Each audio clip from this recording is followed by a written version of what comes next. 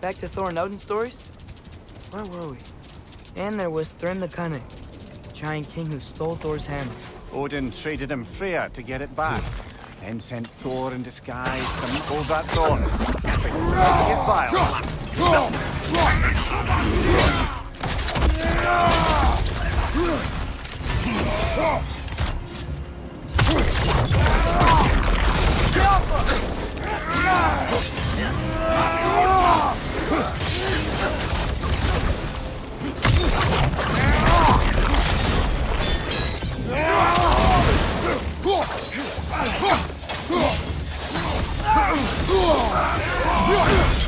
Behind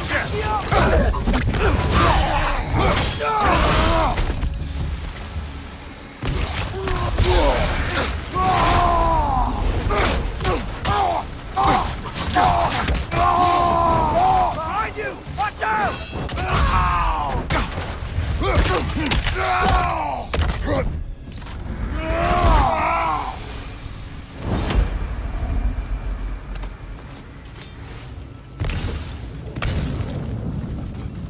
A horn.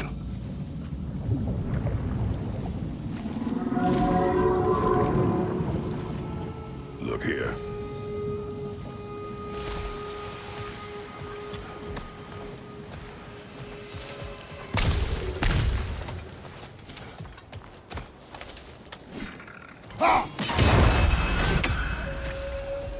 What's that? A diagram for a sword hilt. Perhaps we should show it to one of the dwarves. They'll know what to do with it.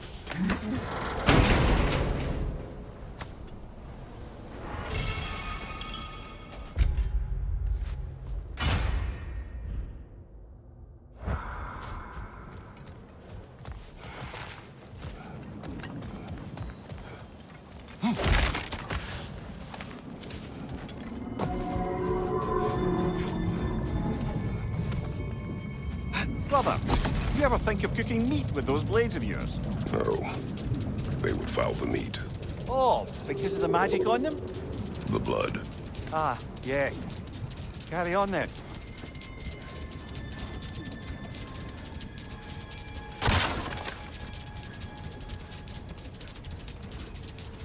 Looks like a lot of the sand is cleared up. But there's another storm out that way. I think that means... Another half-goofa.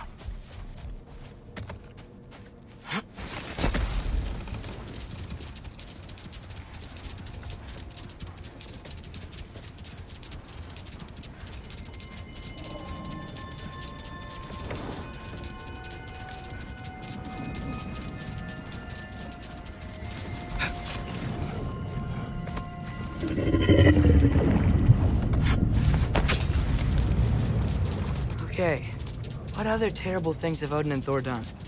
Who else? Ah, brewing near the Brawler, the stone giant. Aye. Mocked by Odin, murdered by Thor. Enough of this. But there's more. I do not care. War with Odin is not Never for mind kids. that. Time to fight.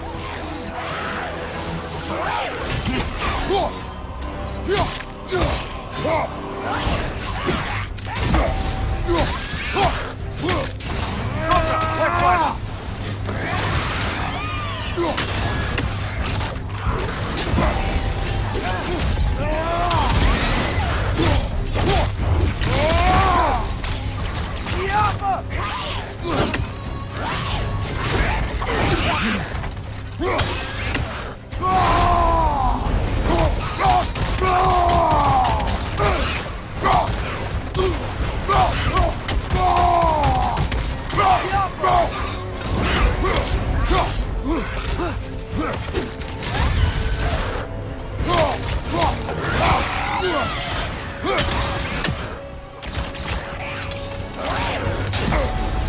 It's bad!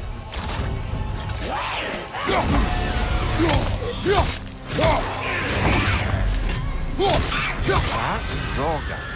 Whatever. Reminds me of tales of a cruel empress. One too angry to die. We will see.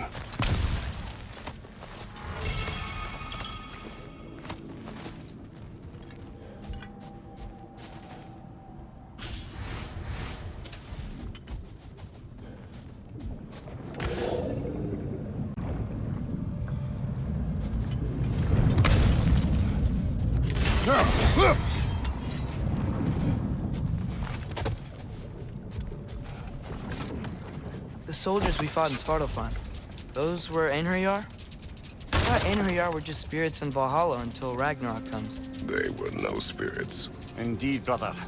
Odin appears to have found a loophole. Activated his forces early as a standing army. Perhaps something he could only do without any honest Valkyries around to stand in his way.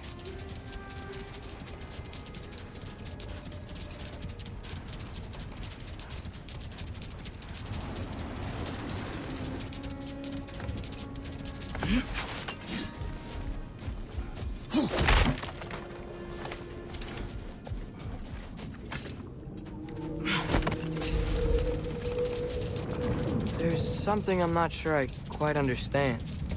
In the Ragnarok prophecy Odin knows, all the realms get destroyed, including Asgard. In the version GÖREV kept secret, Asgard still falls. Wouldn't Odin have tried to prevent it either way? What difference did her lie really make? Enough. We will continue later.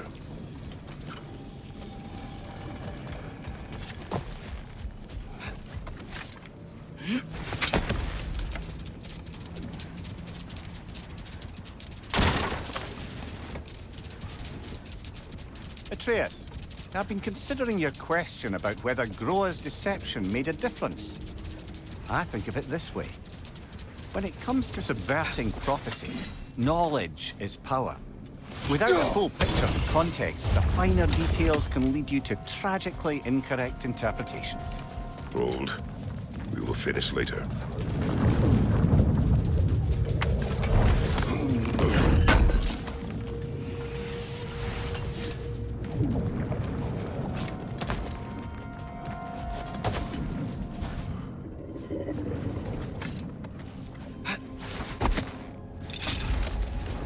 Now, if I recall, we were discussing how manipulating the details of a prophecy can wreak havoc on the believers.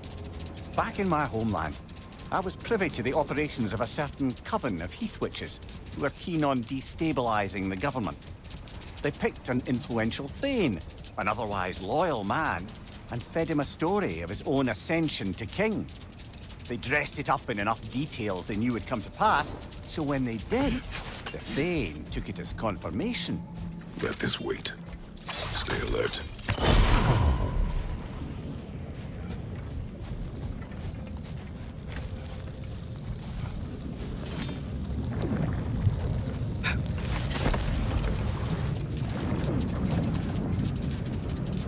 Returning to my anecdote about the heath witches, they fed the Thane a prophecy of his ascension to king. Next thing you know, he's helping matters along. He murders his king, sleeping under his own roof. Set that aside for now. Come.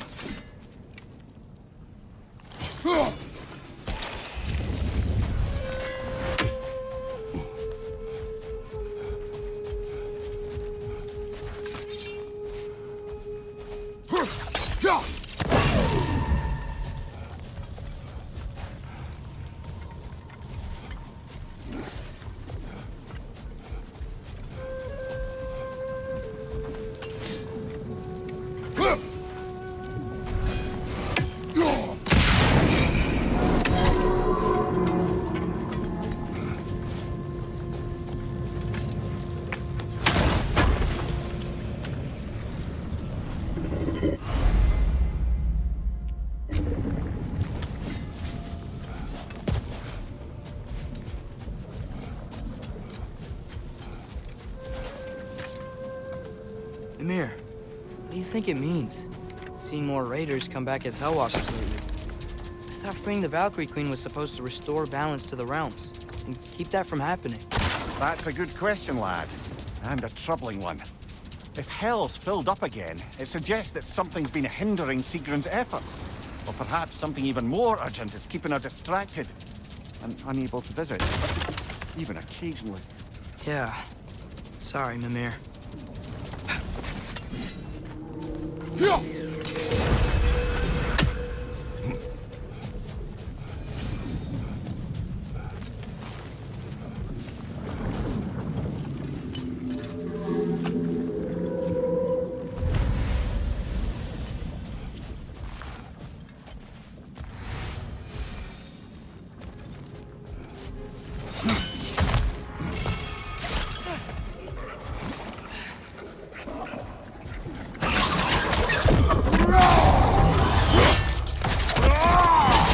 Impressive!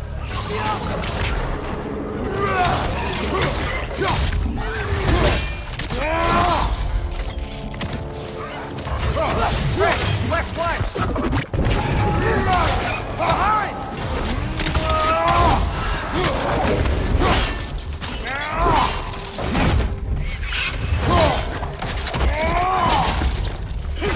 Watch your right!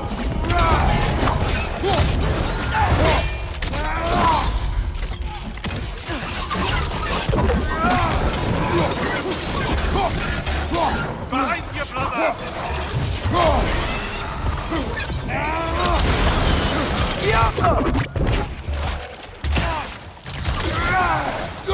Left side!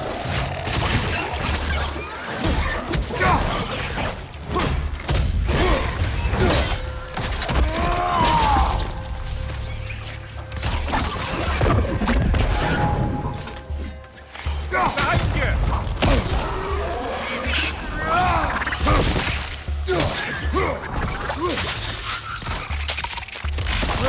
These things smell awful.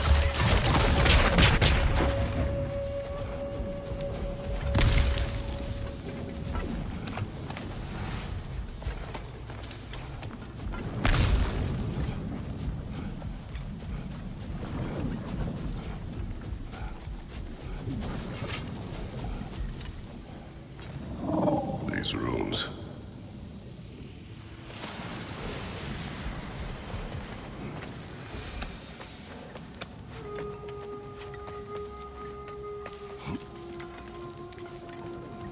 So, which is your favourite of Gavassia's poems, brother?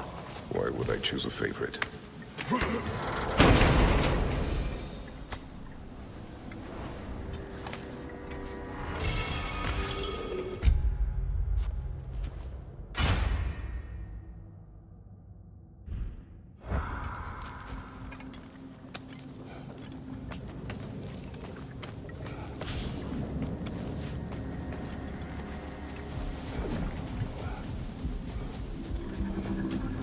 I gotta remember to ask Tyr about his travels to the lands beyond the seas.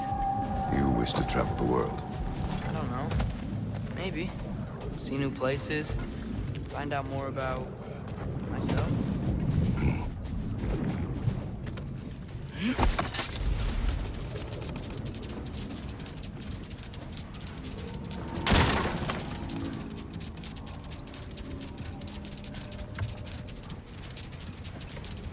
Back to my story. A Thane of my homeland, manipulated by prophecy, welcomes his king as a guest and murders him in his sleep.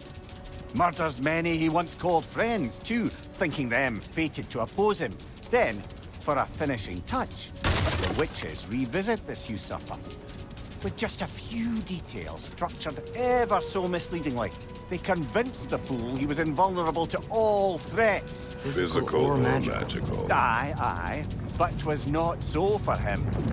All turned into a rather magnificent bloodbath as they go. The Thane ends up without his head and a name so cursed none dare speak it. All thanks to a subtly deceptive prophecy. You really gotta write these stories down one day, Mimir. Well, I try. Jaw tends to get sore, but thank you, lad.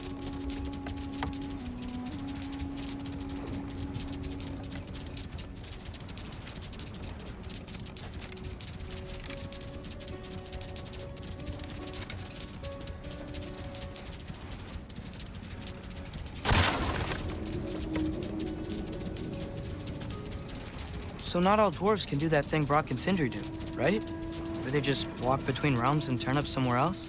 Indeed, that's a rare skill. I gather one carefully cultivated by some secretive dwarven guild or other. Probably for the best. Them alone doing it is disconcerting enough.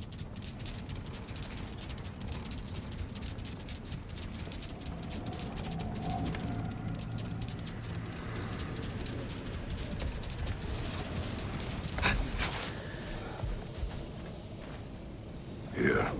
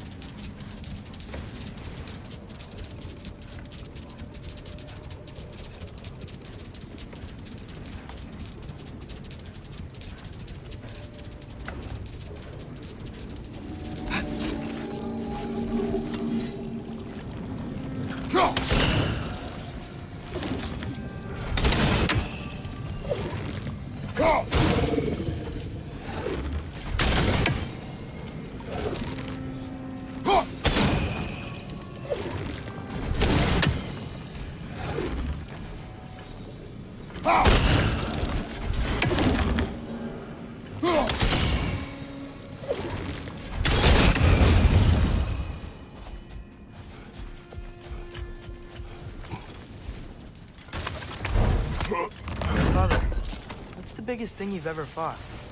I do not know. You can't remember? Why do you ask? I don't know. So we can compare? It is not a competition. I mean, not yet.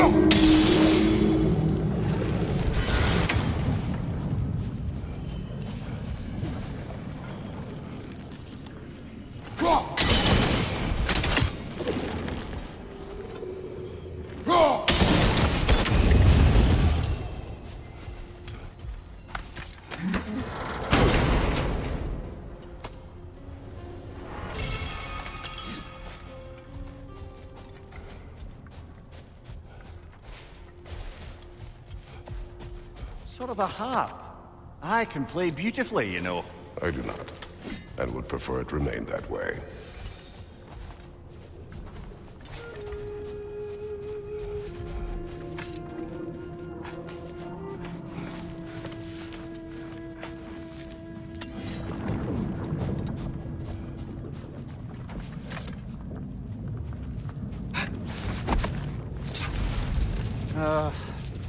What is it, Mimir?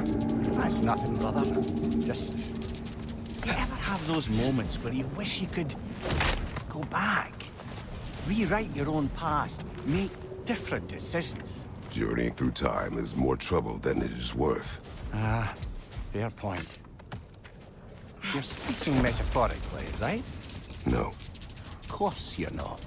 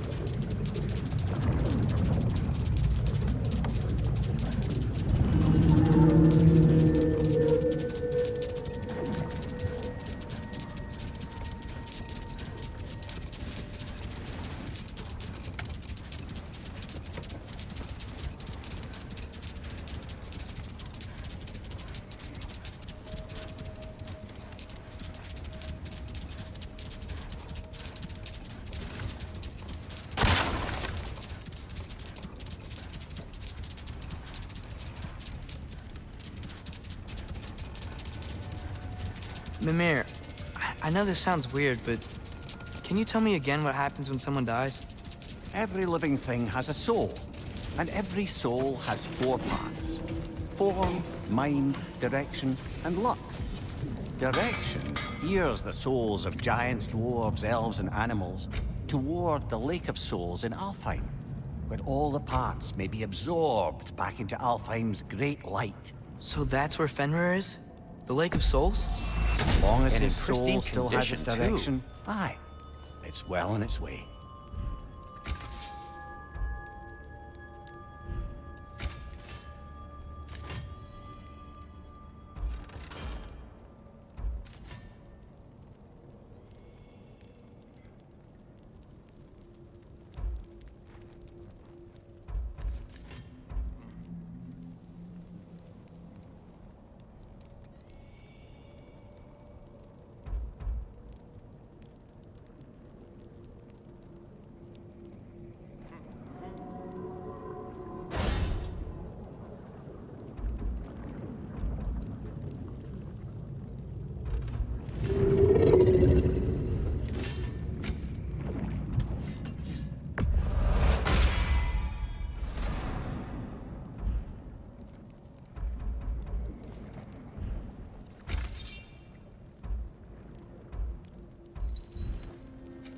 Whatever you need, I'll create.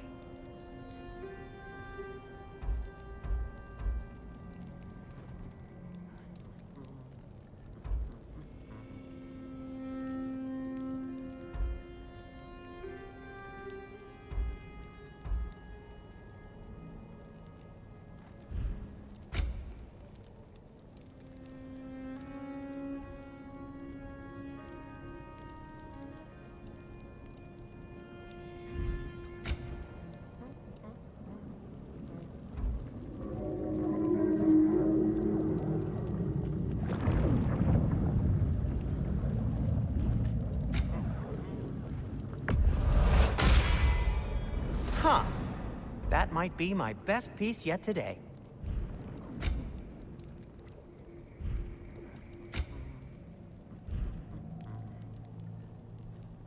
Now, just because you've got new armor doesn't mean you should let yourself...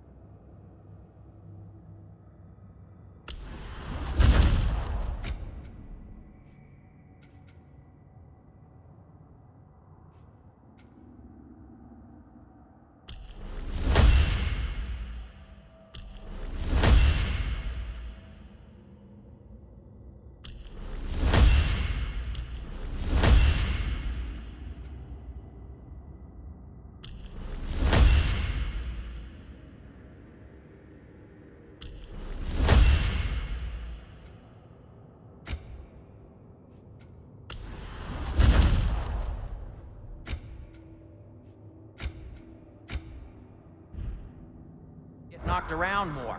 Very well.